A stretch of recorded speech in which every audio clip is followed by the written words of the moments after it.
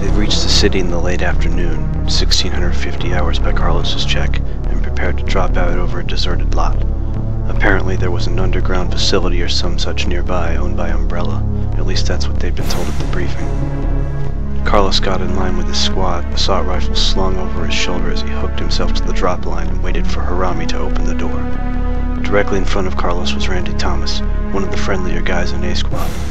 Randy glanced back at him and pretend growled, pointing his forefinger and thumb at Carlos, a mock gun. Carlos grinned, then clutched his gut as if shot. Stupid shit, but Carlos found himself relaxing a little as their leader pulled the door open. The roar of multiple choppers filled the cabin.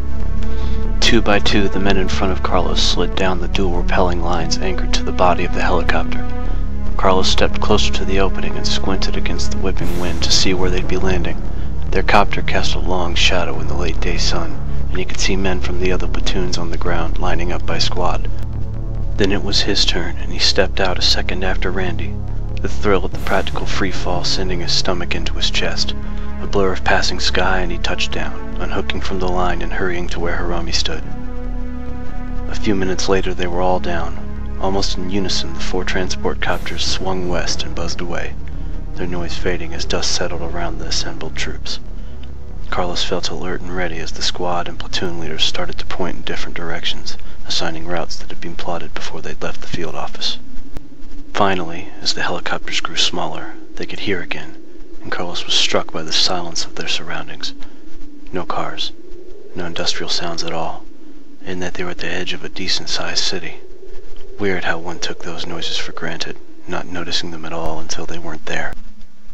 Mikhail Victor, Platoon D's supervisor, stood quietly with Harami and his other 2 squad leaders, crying in that creepy Russian, while the supervisors of A and B and C platoons gave directions, the squads moving out briskly with a minimum of noise. Their bootsteps seemed overly loud in the still air, and Carlos saw looks of vague unease on some of the passing faces, a look he knew he wore. Probably it was so quiet because people were at home sick or holed up somewhere, but it was kind of eerie anyway. The stillness. "Hey, squad, double time!" Harami called, and even his voice seemed oddly muted, but Carlos put it out of his mind as they started jogging after him. If his memory served from the briefing, they were all headed roughly west into the heart of Raccoon City, the platoons fanning out to cover the greatest area. Within 100 yards, Squad A was on its own, 30 soldiers jogging through an industrial area not so different than the one that their field office was in.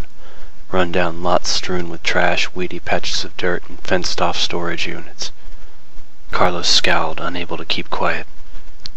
"Fuchi," he said, half under his breath. Smelled like a fart in a bag full of fish.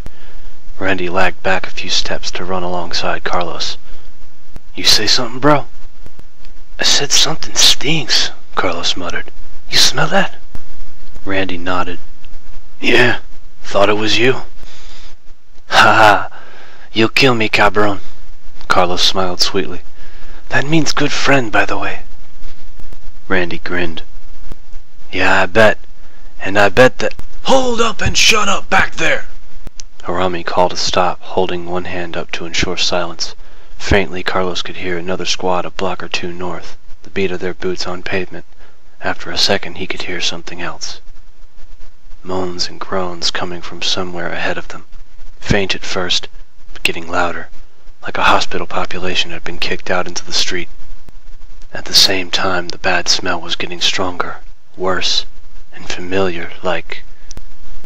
"Oh shit," Randy whispered, his face paling, and Carlos knew at once what the smell was, just as Randy must know. Not possible. It was the smell of a human body rotting in the sun. It was death. Carlos knew it well enough, but never had it been so huge, so all-encompassing. In front of them, Mitch Harami was lowering his hand uncertainly, a look of deep concern in his eyes. The distressed, wordless sounds of people in pain were getting louder.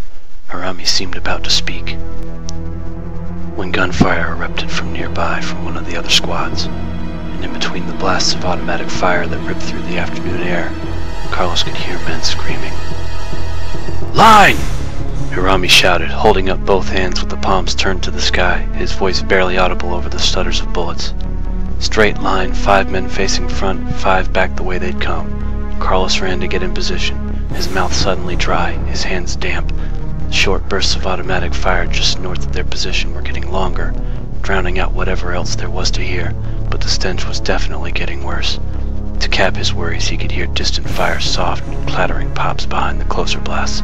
Whatever was going on, it sounded like all of the UBCS was engaged.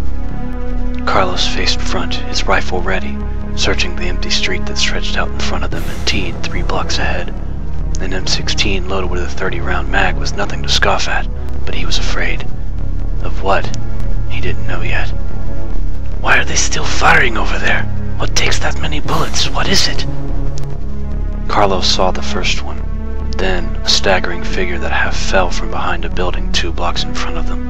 A second lurched out from across the street, followed by a third, a fourth.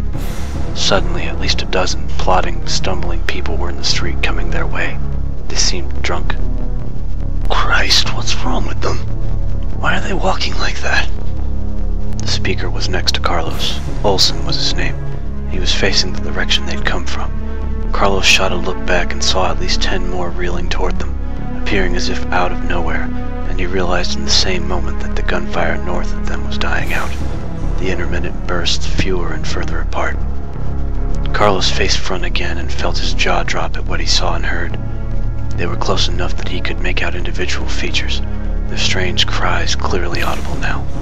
Tattered, blood-stained clothing, although a few were partially naked, pallid faces stained red, with eyes that saw nothing, the way that several held their arms out as if reaching for the line of soldiers, still a block away, and the disfigurations, missing limbs, great hunks of skin and muscle torn off, body parts bloated and wet with putrefaction.